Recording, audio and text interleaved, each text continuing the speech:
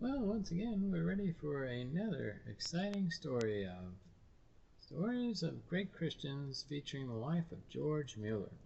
This one's chapter 24 of 27. That means we only got 3 more after this. So, put your hat on and buckle up. For here we are listening again to see just how far the Lord will take George Mueller in his walk of faith.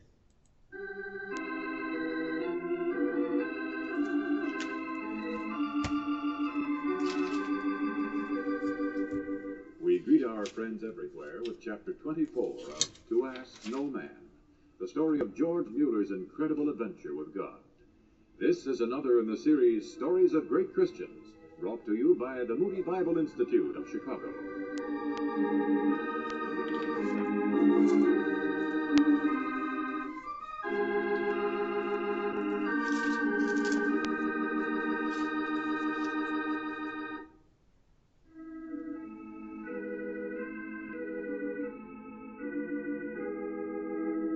In 1865, George announced a new goal that I rather suspect stunned everybody, including dear, faithful Mary and loyal old Lydia, who was still living at home.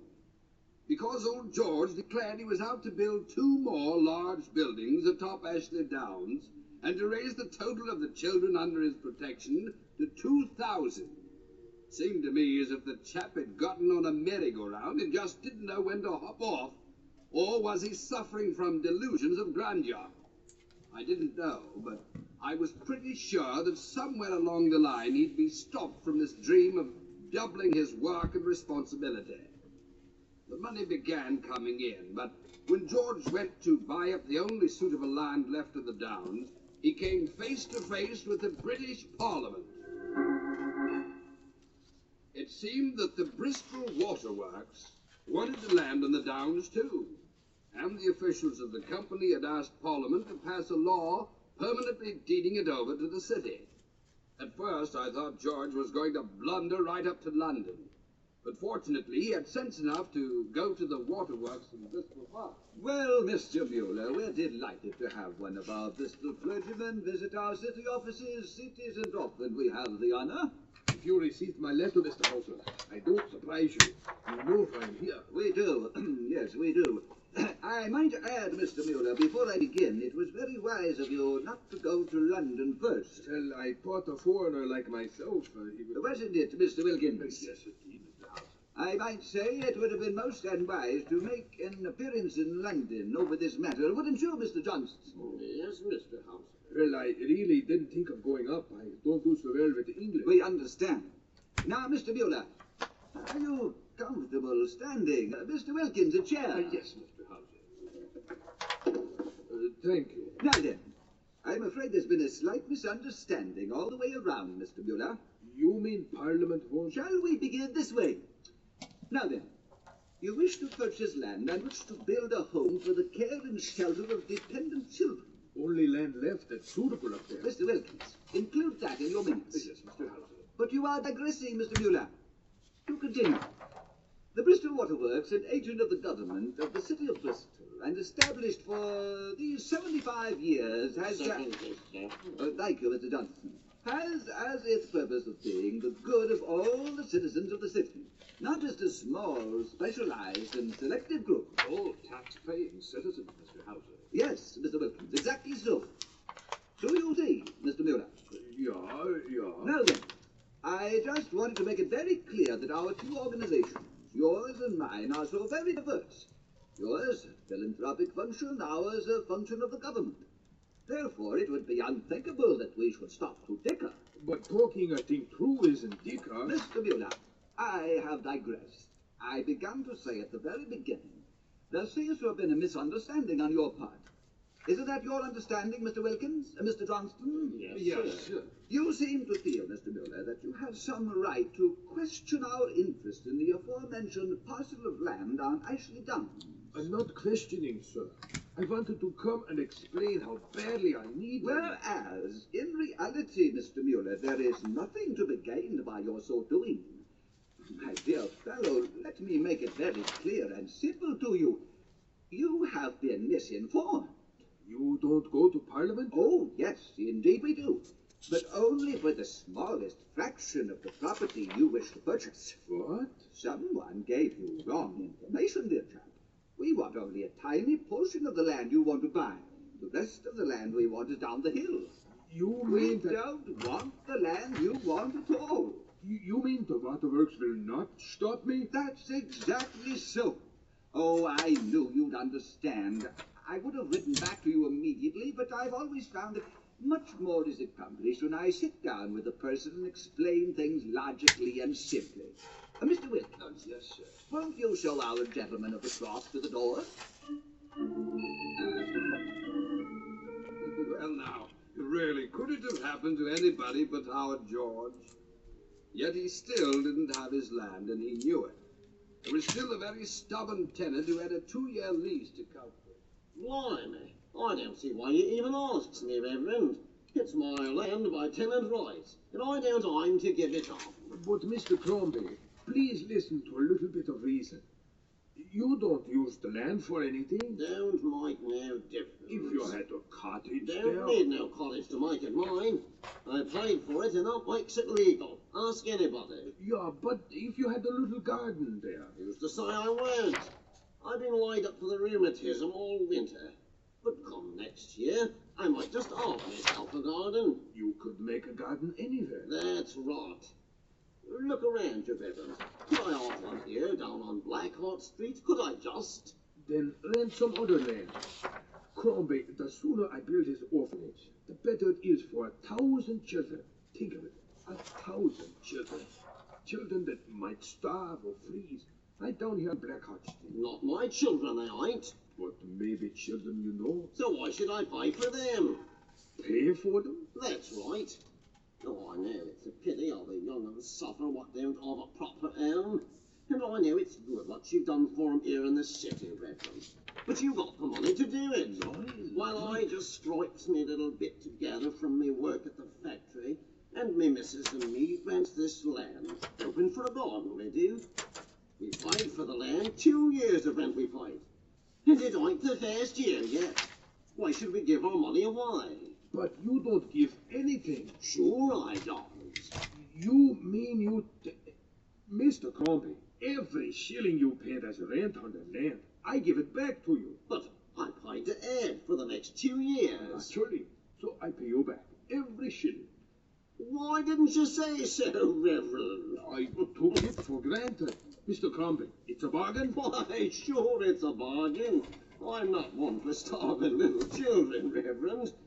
But it didn't seem quite cricket, you know. The missus and me losing 2 years of rent. But the price of the land was still troublesome. Archibald and Rumson Limited quoted £7,000. George felt that he couldn't pay more than £5,000 unless the owner would come down. I won't come down. Not 1 shilling. 7,000 is my price. That land isn't worth a shilling more than 5,000. Huh. Not worth it, eh? Well, then why are you so anxious, my friend? It suits my purposes. For that, I give you 5,000. 7,000. If you don't take my offer, you have a hard time to find a buyer. Oh, you can't fool me. Ever walk there in the spring? An acre of mud. 7,000. With a little coaxing, it could go underwater. 5,000. 6,500. 9. I can't pay it. 5,200. No higher. You are a robber. 6,200. 5,400. 6,000, and that's final. 5,500. It isn't worth it. 5,900. 5,500. 5,007. Fool! I pay 5,700 pounds, not a pound more. You did a bargain. You get rid of a mistake. Now here, let's stop quarreling and sign the papers. So George got his land after all, but somewhere he had miscalculated on expenses. Because when he went to the contractor, he ran into some real difficulties.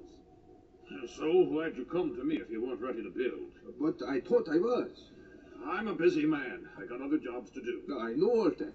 And plenty of other customers. I can't waste my time like this, Mr. Mueller. I never intended to waste your Well, time. then when did you try to get me out of here if you weren't ready to start building? I made a mistake. You've done a lot of building in the last 10 years, haven't you? Yeah. So, how did you make such a mistake? They told me you're a good businessman. Why'd you talk about building before you had the money? I tell you twice already. I didn't know it cost more to build one house now and one house later. I wanted to get started, and I had the money for one. You wanted to get started, sure. What about me? Well, I didn't. Didn't think anybody could reason it out. It takes time to get carpenters out here and get them started on a job. Yeah, I know now. If they do 2 jobs at once, you save money. If not, the bills start going up, up, up. Yeah, I know. So what you're saying to me is that you have money to build one of these orphanages now, but you don't have the money to build 2. Just so. You can't afford to have me start one building now. Finish it. Take my money and then come back and do the next one when you get the money for it. Nine, it cost too much that. You're wasting my time, Mr. Mueller. So there's just one thing to do. Say to you, go home and come back when I have money to build 2 at once. It's fine time to tell me that. When do you figure this will be? I have no idea. Right now I have 30,000 pounds. I need 40,000. I know. When do you figure you'll get it? I really don't know, sir. That all depends on God. Well, the disgruntled contractor went home, and another year dragged by. The money trickled into the building fund very slowly. Then on May 26, 1866... Well, Jim, there she goes. The first shovelful. The ground is broken. Just like I said at the beginning, Mr. Mueller. Now's that, Jim. The money came in slowly, but eventually it all got here. You're right. Sometimes a trust that works slowly is as good as one that wants action right away. You remember that? Yes, sir. Look at those men work. Must be 60 or more down there. It's a big job. Biggest building that's gone up in Bristol for a year or more, isn't it? Yeah. Such a monument to prayer. Yes, sir. See, there's your wife coming up the hill. Prayer? I told her to stay at home. She's been coughing all week. It's Lydia, too. See down there by that tree. They wouldn't miss it. Such a pair they are. Too bad your wife couldn't come too. She's running a fever again all week. Say, look at that dirt fly, sir. Must be the nasty weather. Bad for coughs. What's this? Mary climbs the hill? I wish she wouldn't. Where's Lydia? I thought she was with her. She still watches, down by the tree still. It's good diversion. I'm glad. Nothing's wrong, sir? Well, Lydia, I never know. Is she happy or isn't she? She always was such a dreamer. Now she dreams. They are locked inside herself. She seems happy.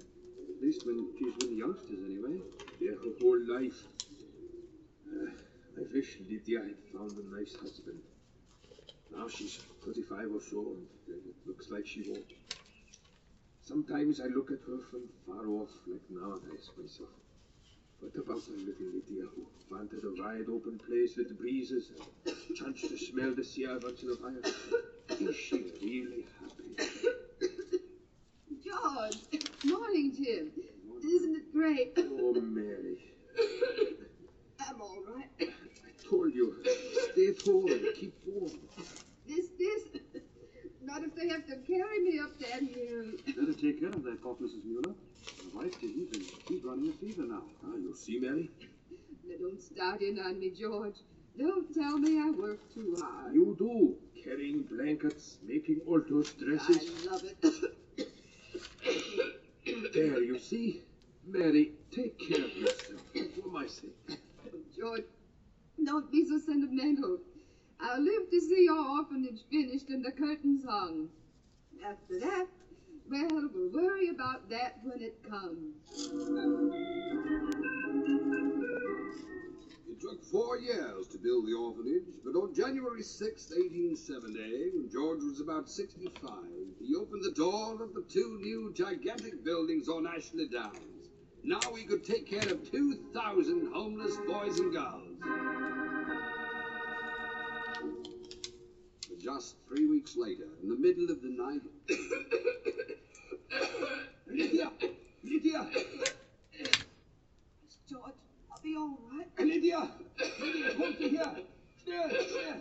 Your mother, she is much worse! Lydia, schnell, schnell!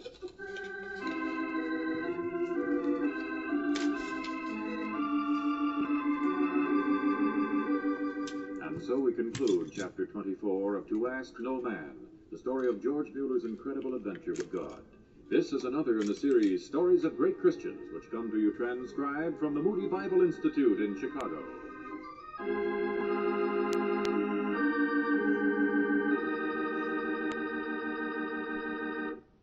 It's hard to carry on without your lifelong partner.